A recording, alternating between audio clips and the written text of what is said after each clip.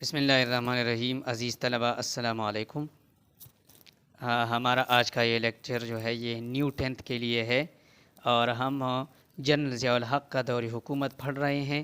ابھی جاری ہے یہ، اور اس میں ہم ٹاپک پڑھ رہے ہیں اسلامی قوانین کے نفاذ کے لیے کوشش، کہ جنرل ضیاء الحق نے اسلامی قوانین کے نفاذ کے لیے کیا کوشش کی تھی اور انہوں نے کیا قوانین نافذ کیے تھے۔ تو یہ ٹوٹل جو ہمارے پاس ان کے بنائے ہوئے قوانین ہیں اور مختلف ادارے ہیں، ان کو ہماری کتاب کے اندر، آپ کی کتاب کے اندر 9 نکات میں یا 9 پوائنٹس میں جو ہے نا بیان کیے گئے ہیں۔ تو اس میں پہلی 3 جو تھے ہم نے پہلے لیکچر میں بتائے تھے، اور دوسرے لیکچر میں پھر پوائنٹ نمبر 4، 5 اور 6 بتایا تھا۔ اور یہ جو ہے نا ابھی اسلامی قوانین کے نفاذ کی جو کوشش ہے یہ اسی سلسلے کی کڑی ہے، اور اس میں ہم پوائنٹ نمبر 7، 8 اور 9 پڑھیں گے۔ 9 پوائنٹ تک یہ جو ہے نا اسلامی قوانین کے نفاذ کی جو کوشش ہے، یہ سارا پروسیس جو ہے یہ کمپلیٹ ہو جاتا ہے۔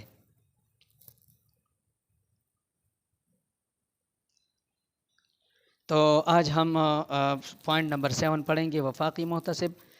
پوائنٹ نمبر 8 ہے مجلس شورا کا قیام، اور پوائنٹ نمبر 9 ہے بلا سود بینکاری۔ وفاقی محتسب یہ کیا ادارہ ہے؟ وفاقی محتسب جو ہے یہ اصل میں اگر آپ کو کسی افسر یا محکمے سے کوئی شکایت ہو، تو اس سے پہلے پاکستان کے اندر کوئی ایسا شکایات کا نظام نہیں تھا کہ جو عوام جس محکمے سے یا جس افسر سے کوئی شکایت ہو وہ ارباب اختیار یا حکومت تک اپنی شکایات پہنچا سکیں۔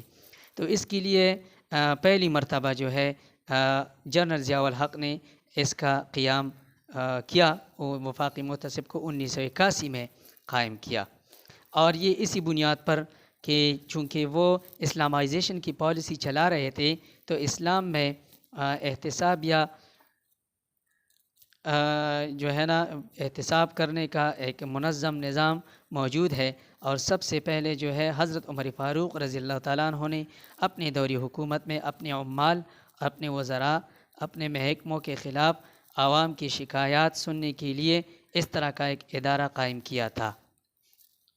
دور جدید میں سب سے پہلے یہ محتسب کا ادارہ جو ہے یہ سویڈن میں قائم کیا گیا تھا۔ تو چونکہ جنرل ضیاء الحق جو ہے وہ اسلام کو صحیح معنوں میں پاکستان کے اندر نافذ کرنا چاہتے تھے، لہٰذا وہ کسی ادارے کے اندر کوئی بھی کسی کے ساتھ زیادتی کا ازالہ کرنے کے لیے یہ ادارہ انہوں نے 1981 میں قائم کیا۔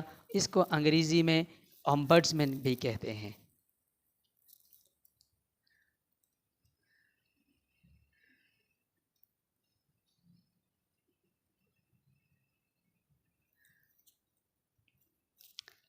اور اس کا قیام جون 1981 میں قائم ہوا۔ قیام اس کا کب ہوا؟ جون 1981 میں۔ یہ ادارہ جو ہے کوئی بھی شہری اگر وہ عدالت اور کیس چلانے کا جو ہے نا کے بارے میں بے بس ہو، اور وہ غریب ہو، اور وہ کسی کے خلاف شکایت نہیں کر سکتا عدالتوں میں، تو یہ ایک ادارہ ہے جو مفت میں آپ کے مسائل حل کرتا ہے۔ اور اس کی جو ہے یہ ہے کہ کوئی بھی شہری کسی بھی محکمے یا کسی افسر سے کوئی شکایت ہو تو وہ سادہ کاغذ پر لکھ کر وہ شکایت سادہ کاغذ پر لکھ کے اور اس ادارے کو بھیجے، تو یہ ادارہ جو ہے ہفتے کے اندر اندر یہ سارا معاملہ جو ہے نمٹا دیتا ہے۔ اب دور جدید میں خطوط کی جگہ اور جو ہے کمیونیکیشن یا رابطے کے ذرائع آئے ہیں، اس وجہ سے اس ادارے میں مزید بہتری لائی گئی ہے، اور اب اسکائپ، آئیمو اور انسٹاگرام کے ذریعے بھی شکایات جمع کرائی جاتی ہیں، جس سے پیسوں اور وقت کی بچت ہوتی ہے، کیونکہ خط پہنچنے میں ٹائم لگتا ہے، اور انسٹاگرام یا اسکائپ یا آئیمو جو ہے یہ آن دا اسپاٹ جو ہے آپ کی شکایات درج کرا دیتا ہے۔ پھر اس کے علاوہ وفاقی محتسب کے ہوتے ہوئے بھی یہ وفاقی محتسب ادارے کا نام بھی ہے، اور وفاقی محتسب اس شخص کو بھی کہتے ہیں جو اس کا سربراہ ہوتا ہے۔ تو آج کل اس کا سربراہ ہے سید طاہر شہباز۔ یہ ویسے میں بتا رہا ہوں، یہ جنرل نالج کے لیے، اس کی ضرورت نہیں ہے آپ کو، لیکن ویسے ہی بتا رہا ہوں۔ سید طاہر شہباز جو ہیں یہ، اور اس کا یہ عہدہ وفاقی محتسب کا جو سربراہ ہوتا ہے، یہ ایک غیر سیاسی عہدہ ہے، اور اس کو 4 سال کے لیے اس عہدے پر بٹھایا جاتا ہے، اور یہ عہدہ ان کو سونپا جاتا ہے۔ اس کے علاوہ میاں محمد نواز شریف کی دوری حکومت جو سن 1990 سے 93 تک آئی تھی، یا پھر جو 96 سے 99 تک آئی تھی، تو اس دور میں وزیر اعظم میاں محمد نواز شریف نے وزیر اعظم ہاؤس میں پی ٹی سی ایل کا جو ہے لینڈ لائن کا ایک نظام کیا ہوا تھا، اور اس میں لوگوں کے ہفتے کے میں ایک دفعہ جو ہے لوگوں کے شکایات سنتے تھے۔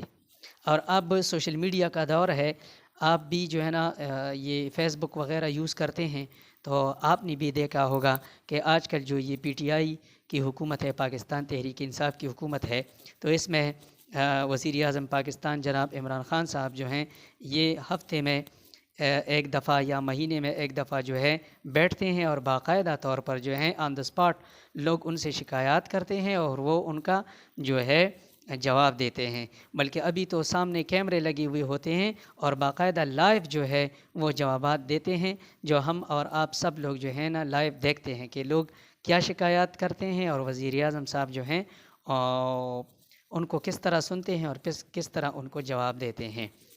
تو یہ جو ہے لینڈ لائن کا سسٹم شروع ہوا، پھر جو ہے نا یہ ٹیلی فون آن لائن جو ہے، ابھی سوشل میڈیا پر بھی ایک مختلف چینلز جو ہیں وہ چیزیں ان کے سامنے کیمرے لگاتے ہیں، اور وزیر اعظم صاحب بیٹھتے ہیں تو وہ لائیو کوریج بھی دیتے ہیں۔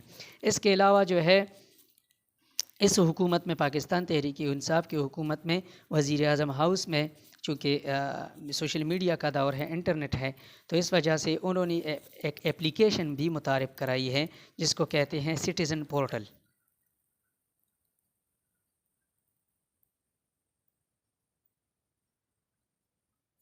اس سٹیزن پورٹل پر پاکستان کا کوئی بھی شہری کوئی زیادتی دیکھے، ان کے ساتھ کوئی زیادتی ہو، تو اس اپلیکیشن میں جا کے تحریری شکل میں، ریٹن شیپ میں بھی لکھ سکتا ہے، اس زیادتی کی تصاویر بھی لے کر جو ہیں وہ بیچ سکتے ہیں، اور ویڈیو بھی بنا کر بیچ سکتے ہیں۔ تو یہ ماڈرن دور ہے، اب چیزیں اور بھی آسان ہو گئی ہیں۔ وفاقی محتسب، یہ محتسب لفظ جب آپ کے سامنے آئے گا تو آپ کہیں گے کہ ایک تو وفاقی، ایک تو جو ہے نا قومی احتساب بیورو ہے جس کو نیب کہتے ہیں، نیشنل اکاؤنٹیبلٹی بیورو، تو وہ الگ چیز ہے، اور وفاقی محتسب الگ چیز ہے۔ نیب جو ہے، نیشنل اکاؤنٹیبلٹی بیورو جو ہے، یہ بڑے بڑے افسران اور سیاستدانوں کے جو کرپشنز وغیرہ ہوتے ہیں، جو کیسز ہوتے ہیں، ان کو ڈیل کرتے ہیں، جبکہ وفاقی محتسب جو ہے یہ عوام کی شکایات سن کر افسروں کے خلاف کارروائی کرتے ہیں، اور عوام کو جو محرومیاں ہوتی ہیں ان کا ازالہ کیا جاتا ہے، ان کو وہ سہولیات فراہم کی جاتی ہیں جن سہولیات کو کسی نہ کسی بہانے روکا جاتا ہے، اور ان کے حق پہ ڈاکہ ڈالا جاتا ہے۔ جس طرح کہ کسی علاقے میں زیادہ لوڈ شیڈنگ ہو، بجلی کی یا گیس کی، تو ابھی میں انٹرنیٹ پہ دیکھ رہا تھا، تو 2019-20 میں زیادہ شکایات جو ہیں وہ وابڈا کے خلاف اور یہ جو گیس کا محکمہ ہے ان کے خلاف جمع ہوئے ہیں۔ اس کے علاوہ پی آئی اے کے خلاف، اور پاکستان پوسٹ جو ہے ڈاک خانہ، اس کے خلاف، اور نادرا کے خلاف، اس طرح بہت سارے اداروں کے خلاف جو ہیں شکایات درج ہوئی ہیں، اور لوگوں کے جو ہے پھر مسائل حل بھی کیے گئے ہیں۔ تو یہ جو ہے یہ لوگوں کے لیے آسانیاں پیدا کرنا، اسلامی نظام کو مزید تیز بنانا، اور انصاف کے نظام کو تیز بنانا، اور لوگوں کو انصاف، معاشرے میں انصاف فراہم کرنے کے لیے یہ ادارہ قائم کیا گیا۔ اس کا جو ہے ہم ٹیکسٹ پڑھتے ہیں پیج نمبر 15 پہ۔ یہ آپ کے پیج نمبر 15 ہے۔ آپ کی خدمت میں گزارش ہے کہ آپ کتاب کھولیں اور اپنے کتاب کے 15 نمبر پیج پر آئیں۔